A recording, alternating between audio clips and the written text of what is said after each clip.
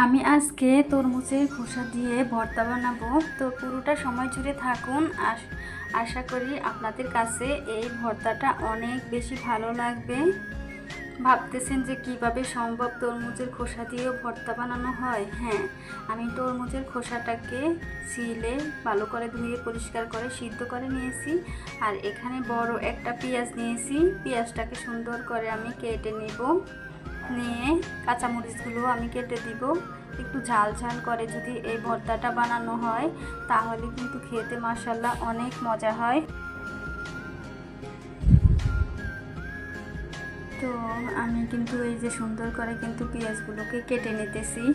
আপনারা যে যেখান থেকে দেখতেছেন প্লিজ একটা লাইক দিয়ে ভিডিওটা দেখা শুরু করবেন। আর চ্যানেলটা সাবস্ক্রাইব করে বন্ধু হয়ে পাশে থেকে যেতে পারেন যদি ভালো লাগে আমার ভিডিওগুলো। আর যদি ভালো লাগে অবশ্যই শেয়ার করে দিবেন, অন্যদের দেখার সুযোগ করে দিবেন।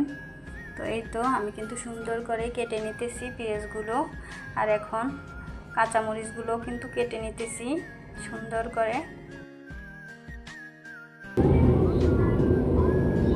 তো আমি কিন্তু এখানে কাঁচামরিচ আর পেঁয়াজ সুন্দর করে কেটে নিতেছি। একটু ঝাল ঝাল হলে ভর্তাটা কিন্তু খেতে অনেক ভালো লাগে। তো সেজন্য কিন্তু আমি পরিমাণে কাঁচামরিচটা একটু বেশিই দিব, তাহলে কিন্তু একটু ঝাল ঝাল হবে আর খেতেও অনেক ভালো লাগবে। আপনারা চাইলে আপনাদের পরিমাণ মতো ঝালটা দিতে পারেন। তা আমি কাঁচামরিচটাকে সুন্দর করে কেটে দেব। চাইলে আপনারা লাল মরিচও বেটে দিতে পারবেন। আমরা কিন্তু চাইলে অল্প কিছু উপকরণ দিয়ে ভীষণ মজাদার ভর্তা বানিয়ে খেতে পারি। মাছ মাংস সব পেলে কিন্তু এই ভর্তাটা দিয়ে সবাই খাবে, আশা করি এতটুকু গ্যারান্টি দিতে পারি। আর তরমুজের খোসার ভর্তা, এটা তো খুবই অবাক লাগছে আসলে। হ্যাঁ, এটাই সত্যি, খেতে কিন্তু অসম্ভব মজা হবে। চাইলে আপনারা এই ভর্তার সাথে চিংড়ি মাছ বা যে কোনো মাছ বা ইলিশ মাছ ভেজেও ভর্তাটা বানিয়ে নিতে পারবেন। তো আমি এখন এখানে কড়াইতে তেল দিয়ে পেঁয়াজ আর কাঁচামরিচটাকে ভেজে নিতেছি।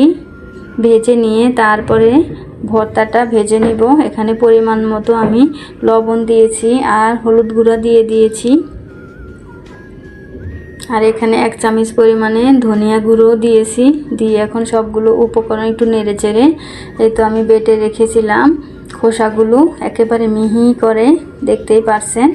তো এখন কিন্তু আমি তেলের ভিতরে দিয়ে এখন সুন্দর করে নেড়ে চেড়ে ভেজে নিব। এটা কিন্তু ভেজে নিয়ে যদি করা হয় তাহলে কিন্তু খেতে অনেক ভালো লাগবে। এখন ইউটিউবের ভিতরে ঢুকলেই শুধু তরমুজের খোসা দিয়ে বিভিন্ন রকমের রেসিপি দেখা যায়। তো আমি ভাবলাম যে আপনাদের সাথে নতুন একটা রেসিপি শেয়ার করি। এটা কিন্তু সবাই অনেক মজা করে চেটে পুটে খাবে। এক থালা ভাত এই ভর্তাটা দিয়ে খেয়ে উঠতে পারবে। তো আমি এখানে কিন্তু ধনিয়া পাতা ফ্রোজেন করে রেখেছিলাম।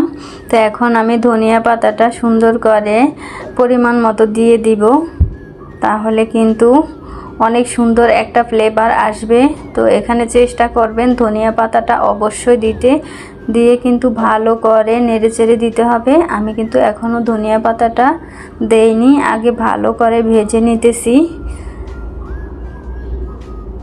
একেবারে সুন্দর করে ভেজে নিব।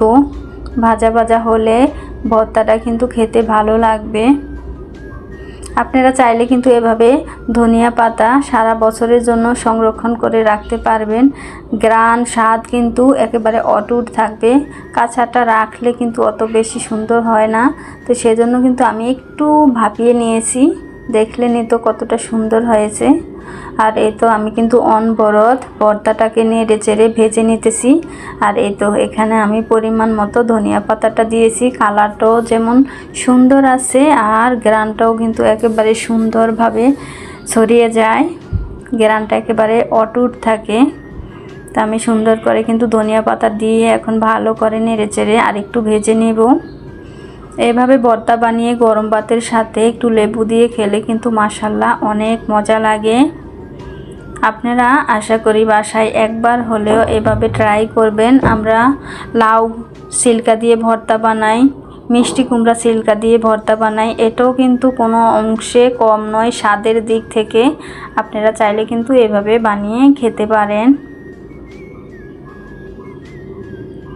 যদি ভিডিওটি ভালো লাগে তাহলে একটা শেয়ার করে দিবেন, লাইক কমেন্ট করবেন।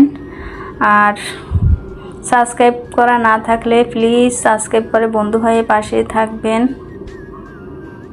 যারা সাবস্ক্রাইব করেছেন তাদেরকে অসংখ্য অসংখ্য ধন্যবাদ। আজকের ভর্তাটা আমার কেমন হয়েছে কমেন্ট বক্সে অবশ্যই জানাবেন।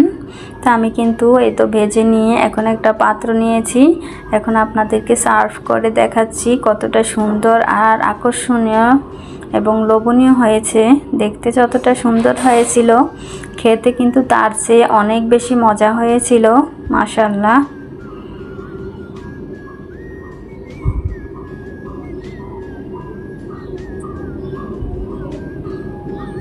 তো সুন্দর করে কিন্তু আমি এই তো সার্ভ করে আপনাদেরকে দেখিয়ে দিলাম কতটা সুন্দর আর লোভনীয় হয়েছে।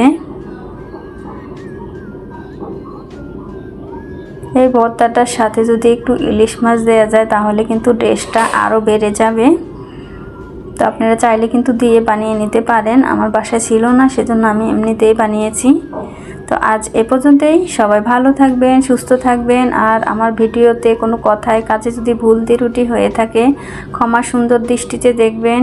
আসসালামু আলাইকুম।